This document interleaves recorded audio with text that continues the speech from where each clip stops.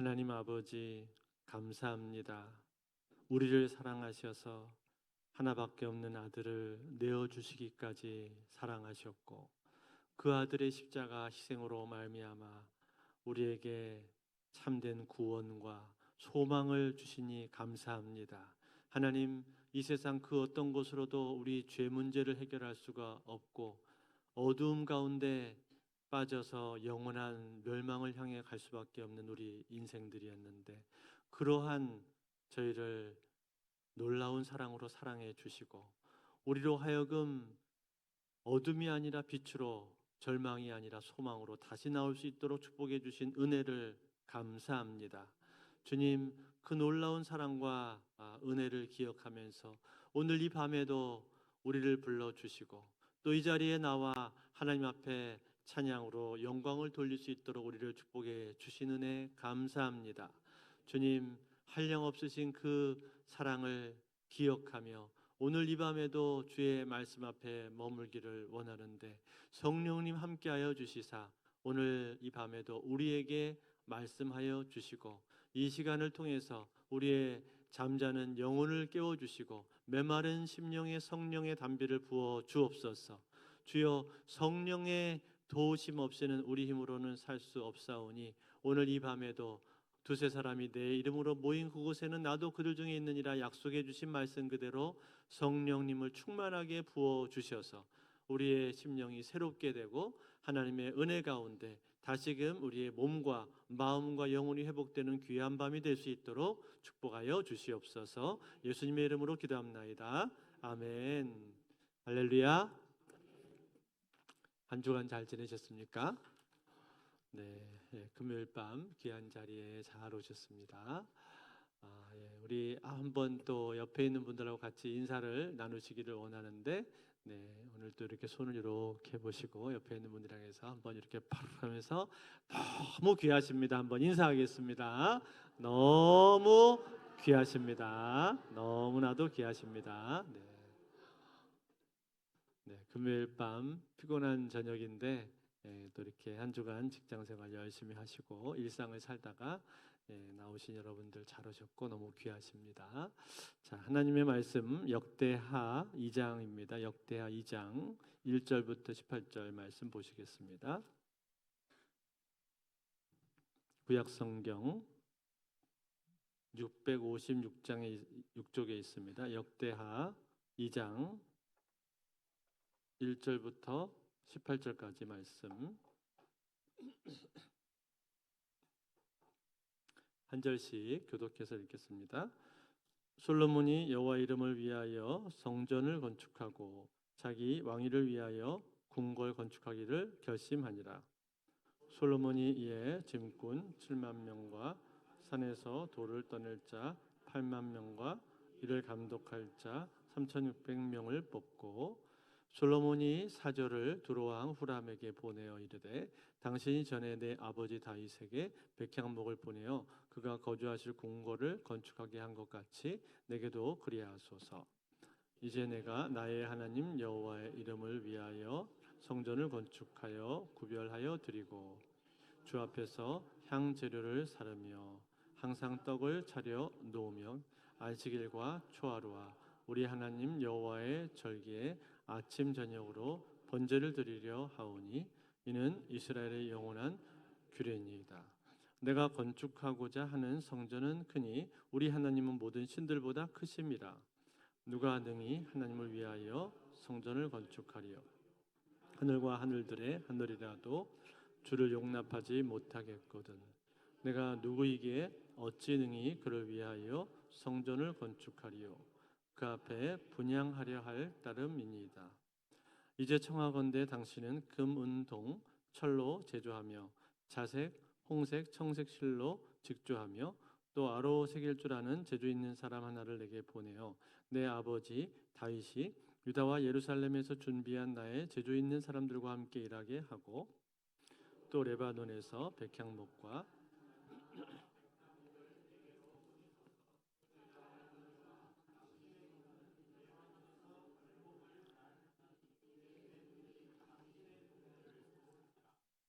이와 같이 나를 위하여 제목을 많이 준비하게 하소서. 내가 건축하려 하는 성전은 크고 화려할 것이니이다.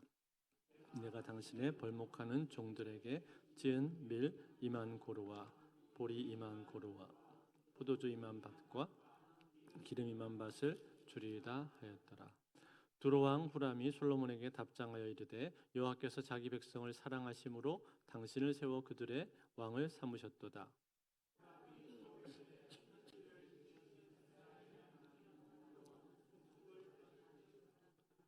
다윗 왕에게 지혜로운 아들을 주시고 명철과 총명을 주시사 능히 여호와를 위하여 성전을 건축하고 자기 왕위를 위하여 궁궐을 건축하게 하시도다. 내가 이제 재주 있고 총명한 사람을 보내오니 전에 내 아버지 후람에게 속하였던 자라. 이 사람은 단의 여자들 중 한 여인의 아들이요 그의 아버지는 두로 사람이라.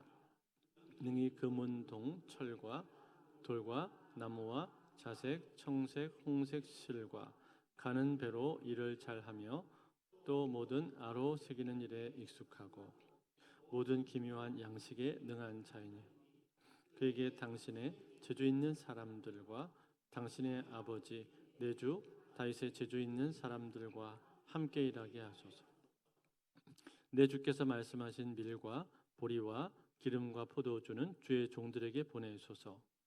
우리가 레바논에서 당신이 쓰실 만큼 벌목하여 때를 엮어 바다에 띄워 요바로 보내리니 당신은 제목들을 예루살렘으로 올리소서 하였더라.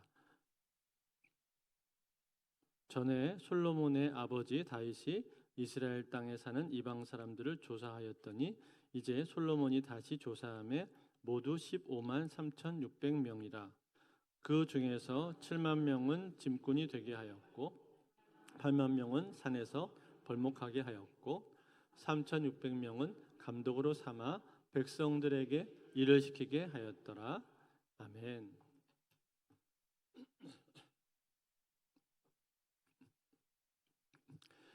지난 시간에 솔로몬이 일천 번제를 드려서 하나님께서 기뻐하셨는데 내가 너에게 무엇을 해줄 거라고 물으셨을 때 솔로몬은 지혜를 달라고 구했죠. 이 지혜는 자기 개인의 어떤 이익이나 영달을 위한 것이 아니라 이스라엘 백성들을 재판하고 다스리기 위해서는 반드시 지혜가 필요했는데 자신에게 이 지혜가 부족했기 때문에 하나님 앞에 지혜를 그가 구했던 것입니다. 하나님께서는 이 솔로몬의 간구를 기쁘게 받으셨고 그에게 지혜뿐만 아니라 부귀와 영광까지도 다 선물로 주셨죠. 이 모습을 보면서 우리도 하나님 앞에 드리는 그 기도 가운데 내 자신의 개인적인 이익이나 영달을 위한 기도보다는 먼저 그의 나라와 그의 의를 위하는 그러한 기도를 드려야 한다. 그것이 하나님께서 참으로 기뻐하시는 기도이고 그러한 기도를 드릴 때 하나님께서 우리에게 나머지 다른 모든 것들도 채워주신다라는 적용까지를 우리가 함께 해 보았습니다. 자, 그리고 나서 이제 오늘 우리가 읽은 본문이 나오는데 오늘 2장이 나오는데 2장에서는 뭐가 나오고 있습니까? 솔로몬이 성전 건축을 위해서 준비하는 장면이 나오고 있죠. 성전뿐만 아니라 왕궁도 함께 지었는데 이 일을 위해서 그가 준비를 하는 것입니다. 1절을 보시면은 솔로몬이 여호와의 이름을 위하여 성전을 건축하고 자기 왕위를 위하여 궁궐 건축하기를 결심하니라. 자, 여기 보니까 성전을 건축을 하기로 결심을 했고 또 더불어서 왕궁도 짓기로 했다고 말하고 있죠. 이것을 실행하기 위해서는 많은 일꾼들과 또 자재들이 필요했었는데 물론 과거에 다윗 왕이 준비를 해놓은 것들이 많이 있었지만 그것만으로도 조금 부족했던 것 같습니다. 아니면 이제 디테일한 작업에 들어가게 될 때는 또 다른 손길들이 또 많이 필요했기 때문에 현실적으로 또 추가되는 부분들이 있었던 것 같습니다. 그래서 그 뒤에 2절에서 나오고 있는 것처럼 짐을 옮기는 짐꾼들 7만 명, 또 산에서 돌을 떠내는 사람들 8만 명, 그리고 이 일을 감독할 사람들 3,600명을 뽑았다. 라고 그렇게 기록을 해주고 있죠. 그런데 이 사람들은 다 이스라엘 사람들이 아니라 이스라엘 영내에 거주하고 있는 이방인들이었습니다. 어떻게 이방인들인지를 알 수 있는가 하니 우리가 오늘 읽은 이 본문 맨 뒤에 보면은 거기에 설명이 나오는데 17절과 18절을 보십시오. 거기 한번 읽어볼까요? 같이 읽습니다. 시작. 전에 솔로몬의 아버지 다윗이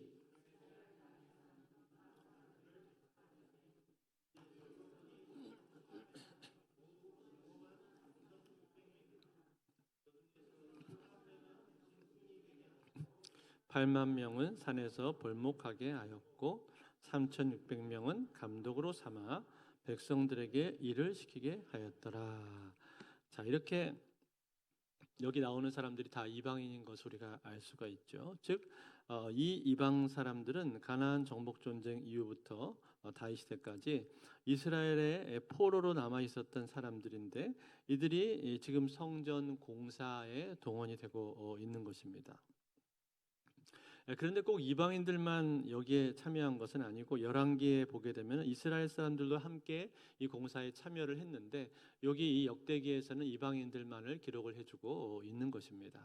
자, 이렇게 해서 일꾼을 준비했는데 그렇지만 여전히 부족한 부분들이 있었죠. 어떤 부분들이 부족했습니까? 이 엄청난 대공사, 이 대작업을 하기 위해서는 아주 손기술이 정교한 손기술이 필요했는데 그러한 정교한 손기술이 뛰어난 장인이 있어야 됐다 이 말이에요. 그런데 그 정도 수준으로 아주 뛰어난 장인이 이스라엘에는 없었던 것 같습니다.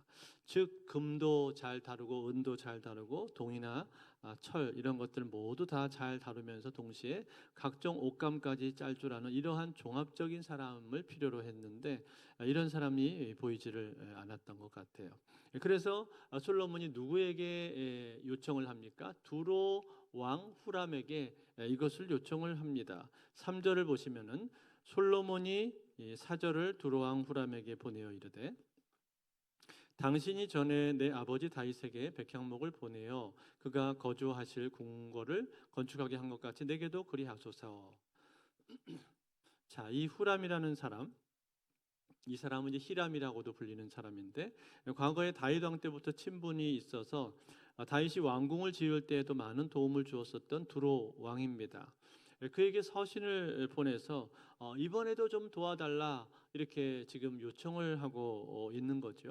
구체적으로 그러면서 어떠한 도움이 필요한지를 말을 했는데 제일 주된 내용은 무엇입니까? 제일 첫 번째는 사람이 필요하다라는 겁니다. 그런데 어떤 사람이요? 단순히 평범한 일꾼을 말을 하는 것이 아니라 아주 뛰어난 기술공이 필요하다라고 그렇게 말을 했습니다. 7절에 나옵니다. 이제 청하건대 당신은 금은 동철로 제조하며 자색 홍색 청색실로 직조하며 또 아로색일 줄 아는 재주 있는 사람 하나를 내게 보내어 내 아버지 다윗이 유다와 예루살렘에서 준비한 나의 재주 있는 사람들과 함께 일하게 하고. 자, 어떤 사람을 요청해서요? 금은동 철을 다 잘 다룰 수 있는 사람이라고 말을 했단 말이에요. 여러분, 금을 잘 세공하고 다룰 줄 아는 그런 기술자가 있을 수가 있고 또 어떤 사람은 은을 아주 전문적으로 잘 다루는 사람도 있을 수가 있습니다. 그런데 이 금, 은, 동, 철 네 가지를 다 잘 다루는 사람을 찾는다는 게 사실은 쉬운 일이 아니잖아요. 그런데 이런 거를 다 잘 다룰 수 있는 사람을 말을 했다 이 말이에요. 거기다가 그것도 끝이 아니라 그 뒤에는 또 뭐가 나와요?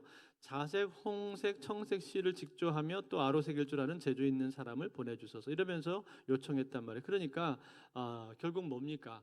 금은 동철도 다 잘 다루고 그러면서 동시에 각종 실을 가지고 옷감까지도 잘 짤 수 있는 그러한 모든 일에 능숙한 이런 사람을 보내달라고 지금 솔로몬이 요청을 하고 있단 말이에요. 여러분, 이런 사람 찾는 게 쉽겠습니까?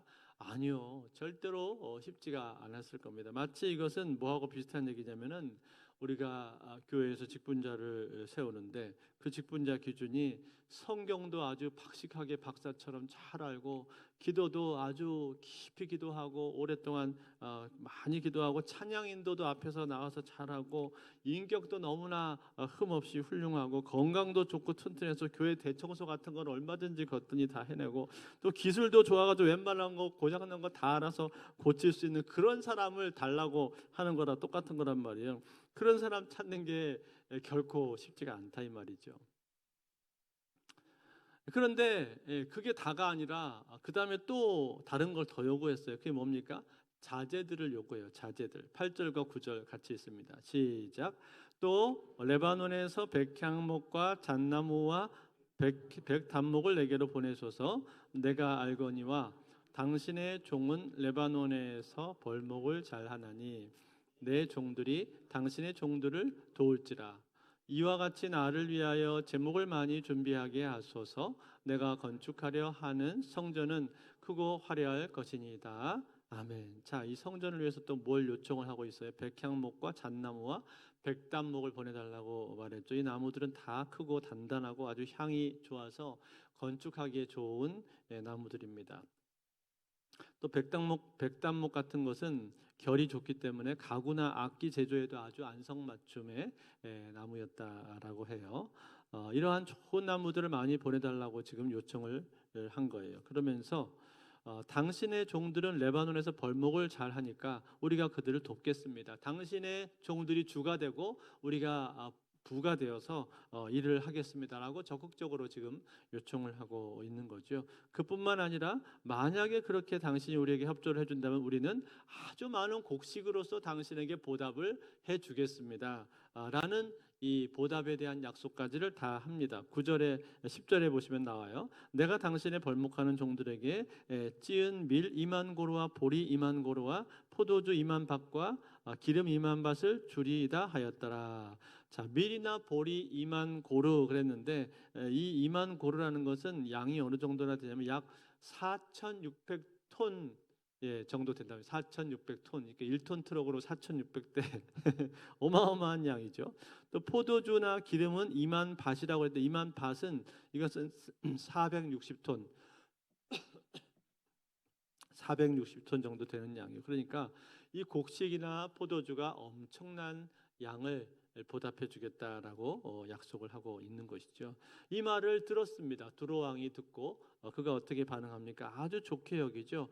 하나님께서 솔로몬과 같은 왕을 이스라엘에게 세워주신 것은 이스라엘 사람들에게 큰 복이다. 하나님이 이스라엘을 사랑하셔서 솔로몬을 세워주신 것이다라고 그렇게 지켜 세우는 말까지 하면서 그가 이렇게 대답을 합니다. 12절에 이 후람의 대답을 한번 읽어볼까요? 12절 같이 읽습니다. 시작. 후람이 또 이르되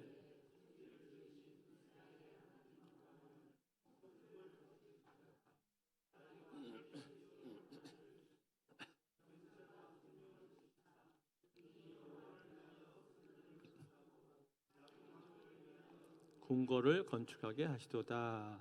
자, 뭐라고 했습니까? 다윗 왕에게 지혜로운 아들을 주셨도다. 그러면서 그가 하나님을 향해서 하나님을 찬양을 하고 있습니다.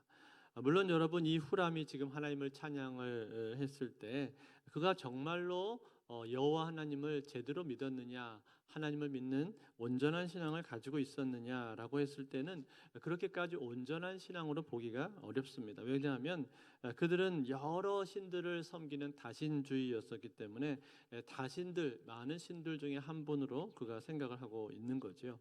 그렇지만 다윗 시대부터 시작을 해서 솔로몬에게 이르기까지 쭉 이어지는 이스라엘의 번영, 발전 그리고 흥왕하는 그런 역사들을 보면서 그는 이스라엘의 하나님을 지금 찬양을 하고 있는 겁니다.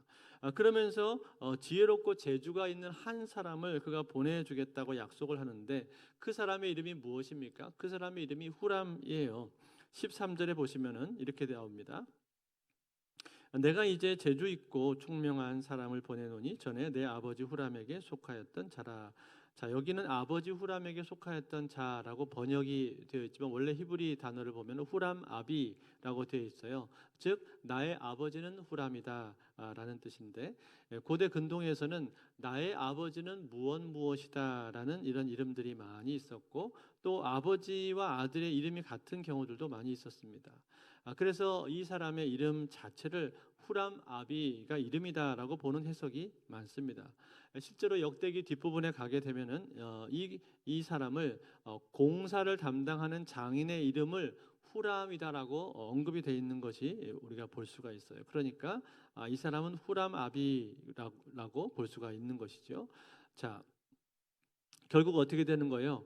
두로 왕 이름이 후람이고, 그리고 두로 왕의 아버지 이름이 후람이었고, 그리고 이 공사를 담당하는 기술공 역시도 후람이었던 거예요. 그러니까 후람 다 후람이에요. 후람 전성시대라고 할 수가 있는데, 그만큼 이 후람이나 히람은 그 당시 아주 흔한 이름이었습니다.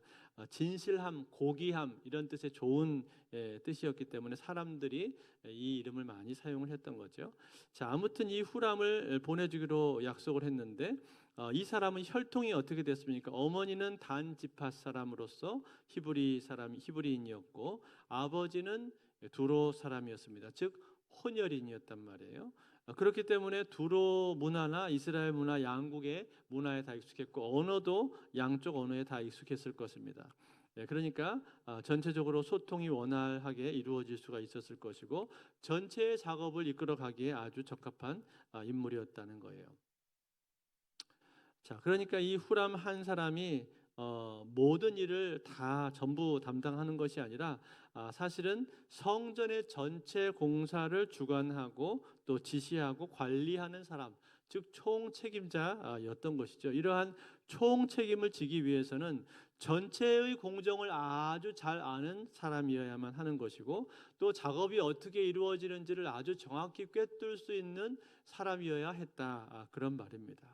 이런 사람이 꼭 필요했다는 거예요. 그래서 이런 사람을 열심히 찾았던 것이고 결국은 이 후람이라고 하는 뛰어난 사람을 솔로몬이 만나게 된 것입니다. 그리고 이 후람이라고 하는 한 사람이 전체 공사의 총책임자로 오게 됨으로 말미암아서 예루살렘 성전 공사는 잘 진행될 수가 있었고 그 성전이 마지막까지 잘 완성이 될 수가 있었다는 것입니다. 사랑하는 성도 여러분, 오늘 이 내용이 이 솔로몬이 성전을 위해서 준비하는 내용인데 이 내용을 보면서 여러분 우리가 도전을 받는 것이 무엇입니까? 그것은 솔로몬의 열정입니다. 열정, 어떤 열정이에요? 이 성전을 잘 짓고자 하는 열정입니다.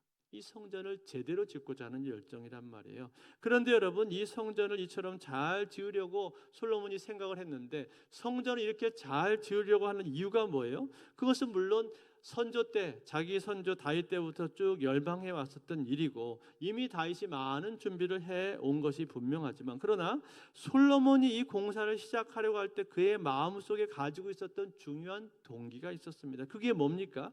그게 오늘 4절에 나와요. 솔로몬이 이 공사를 할 때의 마음의 동기가 나오는데 4절 우리 한번 같이 읽겠습니다. 시작.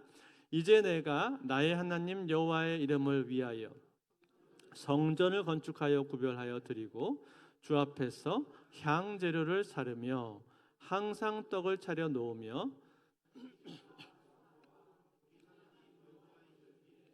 아침 저녁으로 번제를 드리려 하오니 이는 이스라엘의 영원한 규례니이다. 아멘. 자, 여러분 솔로몬이 이처럼 성전을 짓고자 하는 이유가 뭡니까? 중요한 목적이 뭐예요? 제일 첫 번째는 하나님의 이름을 위한 거예요. 즉 이 성전이 지어짐으로 인해서 하나님의 이름이 높아질 것이다. 다시 말해 하나님의 이름, 하나님의 영광을 높이기 위해서 솔로몬이 성전을 짓기를 원했다라는 것이죠. 여러분 하나님은 하늘이라도 다 감당할 수 없을 정도로 그처럼 크고 높으신 분이신데 그 크신 하나님의 이름에 걸맞을 정도로 성전을 크고 화려하고 아름답게 그가 짓기를 원했다라는 거예요. 그게 첫 번째이고 또 한 가지 중요한 목적이 하나 더 있습니다. 그게 뭡니까? 그것은 방금 읽은 내용 바로 뒷부분에 보시면은 향 재료를 사르며 항상 떡을 차려 놓으며 안식일과 초하루와 절기에 아침 저녁으로 번제를 드리기 위함이다라고 그렇게 되어 있죠. 여러분 이게 무슨 말입니까? 하나님 앞에 제사 드리기 위함이다라는 거예요. 제사를 드리기 위해서 이렇게 준비를 하고 있는 거. 이게 뭘 말하는 겁니까? 하나님 앞에 제사 드린다라는 것은 다른 말로 바꿔서 말하면 하나님과의 관계를 말하고 있는 겁니다. 즉 하나님 앞에 끊임없이 제사 드림으로 말미암아 하나님과 교제가 이루어지게 되는 것이고, 하나님의 율법대로 하나님의 뜻대로 살아가고자 하는 열망이 그 안에 지금 들어있다라는 거예요. 그래서 솔로몬이 이러한 마음속의 열망, 이러한 목적을 가지고 지금 성전을 짓고자 했다라는 거예요. 그런데 막상 이것을 실행하려고 하다 보니까 여러 가지 부족함들이 있고, 재료도 부족하고 실력도 부족했기 때문에 그 주변에 도움을 그가 청하고 있었던 것이고, 그 도움을 청해서 사람을 구하는 과정 속에서 자기가 할 수 있는 모든 노력을 다 기울여서 할 수 있는 모든 방법을 다해서 성전을 짓고자 했다라는 거예요. 그렇게 하는 것이 하나님께 영광이 되는 것이고, 그렇게 하는 것이 하나님과의 관계가 계속 이어지고 하나님과 관계가 더욱더 깊어질 수 있는 길이라고 그가 확신을 했기 때문에, 그렇기 때문에 이 일을 위해서 솔로몬은 할 수 있는 모든 노력을 다 기울이고 있었다는 겁니다. 이것이 솔로몬이 가지고 있는 열정이었다는 것입니다. 사랑하는 성도 여러분, 오늘 우리는 이 솔로몬을 보면서 도전을 받게 되지 않습니까? 하나님과의 관계가 깊어지기 위한 그 열정, 그 열정에 대해서 우리가 도전을 받게 되는 것 아닙니까? 즉 내가 하나님을 더 알기를 원하고 하나님과 더 관계가 깊어지기를 원하고 그 교제가 친밀해지기를 원하는 그 솔로몬의 마음 가운데 이러한 열망이 있는데, 그 열망을 실행하기 위해서 어떻게 할 것인가를 고민하는 가운데 이러한 일을 하고 있다는 거예요. 여러분 생각해 보세요. 솔로몬이 이렇게 하지 않고 자기 나라 안에 있는 사람들만 찾을 수도 있는 것 아닙니까? 적당히 이스라엘 안에 있는 사람들 중에 찾아서 기술이 아주 그렇게 뛰어나지 않다 할지라도 어느 정도 되면은 왜 이스라엘이라고 해서 기술자가 없었겠어요? 기술자가 있었겠죠. 그런데 적당히 되는 사람을 찾아서 책임자로 기용을 할 수도 있었을 텐데 솔로몬이 그렇게 하질 않았단 말이에요. 그 정도로 만족하지 않았단 말이에요. 내가 이방 나라 왕한테 부탁을 하니 있더라도 다른 나라를 뒤져서라도 이 하나님의 성전을 제대로 지을 수 있는 사람을 내가 찾겠다. 그래서 하나님 앞에 영광이 돌려질 수 있는 그러한 사람을 내가 찾고, 동시에 이 성전이라고 하는 것은 매일마다 그곳에서 제사를 드려야 되는 곳인데 매일마다 제사를 드리면서 하나님 앞에 예배를 드리고 그리고 그 하나님과 교제하는 곳인데 그 교제가 온전해야 되지 않겠는가? 그 교제를 더 깊게 갖기 위해서 그러한 마음속에 깊은 열정을 가지고 있었다라는 거예요. 그래서 최선을 다한 겁니다. 자기가 할 수 있는 최선의 노력을 다 기울여서 일을 하고 있었다는 거예요. 사랑하는 성도 여러분, 오늘 이 솔로몬을 보면서 우리는 도전을 받기를 원합니다. 여러분, 우리는 어떻습니까? 우리는 하나님과 나와의 관계를 위해서 우리는 과연 어떠한 노력들을 하고 있습니까? 최선의 노력들을 여러분 다 기울이고 있습니까? 내가 하나님과 나와의 관계 가운데 내가 하나님을 더 많이 알고 더 관계가 깊어지고 내 믿음이 성장해 가기 위해서 여러분들은 무엇을 희생하고 있습니까? 그것을 위해서 나는 어떤 스케줄을 조정하고 있습니까? 얼마만한 열심을 가지고 있냐 이 말이에요. 내가 정말 하나님을 알기를 원하고 관계가 깊어져 가기를 원하고 그리고 정말 내 신앙이 성장하기를 원한다면, 그러면 내가 뭔가 해야 되지 않습니까? 그냥 속으로만 그렇게 됐으면 좋겠다, 말로는 그렇게 하는데 실제로 뭔가 행동이 전혀 따르지 않는다면 과연 그것이 어떤 의미가 있는 것일까요? 제가 전에 교회에서 어떤 한 분이 이런 분이 계셨어요. 자기가 가지고 있는 가장 큰 기도 제목이 있는데 그 기도 제목이 무엇이냐면 교회 근처로 이사를 오는 거래요. 거기 서울 강남이라 집값이 비싸잖아요. 그 교회 근처로 오려면 집값이 비싸단 말이에요. 그런데도 어떻게 해서든지 교회 근처로 이사를 오고 싶다, 그런 이야기를 하셨습니다. 이유는 뭐냐? 새벽 예배에 계속 나오기 위해서, 본 교회에 새벽 예배 나와서 기도하고 싶다는 거예요. 그래서 그 기도 제목으로 계속 기도를 하셨는데 아니나 다를까 정말 하나님께서 은혜를 주셔서 그분에게 교회 근처로 이사 올 수 있도록 만들어 주시더라고요. 그리고 교회 근처로 이사 와서 새벽 예배에 나와 기도하고 그리고 교회에서 여러 봉사를 하면서 그처럼 기쁘게 행복하게 신앙생활 하시는 모습을 제가 본 적이 있습니다. 여러분, 마치 이러한 비슷한 겁니다. 열정이 우리 가운데 있어야 된다는 것. 내가 하나님을 더 많이 알고 싶고 관계가 깊어지고 싶고 신앙이 성장하고 자라나고 싶다 하면은 거기에 대해서 말로 그칠 것이 아니라 그것을 내가 어떻게 할 것인가, 어떻게 그 일을 최선으로 이룰 것인가에 대한 열정이 우리 가운데 있어야 된다는 거예요. 그냥 이루어지는 건 없습니다. 어떤 분은 자기 아이하고 아침에 큐티를 같이 하기 위해서 어떤 엄마는 자기 스케줄을 아이랑 맞추기 위해서 다른 일을 하는 것을 조정하는 그런 분도 제가 본 적 있고, 또 우리 교회 안에 있는 어떤 분은요, 금요 기도회 이 시간에 나오기 위해서 이 시간을 확보하기 위해서 다른 요일에 최선을 다해서 일을 한다는 거예요. 열심히 일을 해서 일을 다 마쳐서 금요일 날 어떻게든 시간을 빼서 이 자리에 나오기 위해서 그렇게 열심히 일하신다라고 고백하시는 분도 봤습니다. 여러분, 마치 그런 것입니다. 하나님과의 관계를 위해서 내가 신앙이 더 깊어져 가고 하나님과의 만남이 더 깊어지기 위해서는 그냥 가만히 앉아 있다고 되는 것이 아니라, 말로만 한다고 되는 것이 아니라 뭔가 열심을 가지고 열정을 가지고 있어야 된다는 거예요. 여러분들이 새벽 예배에 꾸준히 나와서 기도하기를 원하십니까? 그렇다면은 일찍 자야 되잖아요. 그런데 일찍 자지 않고 밤에 계속 뭔가 일을 하고 할 거 다 하고 놀 거 다 하고 그러고 나서 새벽 예배 나오려고 하면 어떨까요? 그러면은 피곤해서 오래 지속이 안 돼요. 며칠 하다가 금방 포기하게 된다, 이런 말이에요. 그러니까 그거 하나를 하기 위해서도요, 반드시 뭔가 내 스케줄에 조정이 필요한 겁니다. 여러분, 저는 그렇게 생각합니다. 새벽 예배를 안 빠지고 꾸준히 나오는 사람하고 나왔다 안 나왔다 하는 사람하고는 저는 천지 차이라고 생각해요. 그건 하늘과 땅 차이예요, 여러분. 그게 여러분 뭘 의미하는 건지 아세요? 새벽 예배를 안 빠지고 꾸준히 나온다는 게 뭘 뜻하는 건지 아세요? 그것은 그 사람의 삶의 우선순위가 하나님께 맞춰져 있다는 뜻입니다. 자기 삶의 중심이 거기에 맞춰져 있다는 뜻이에요. 그렇게 되지 않고는요, 그게 이루어질 수가 없는 거거든요.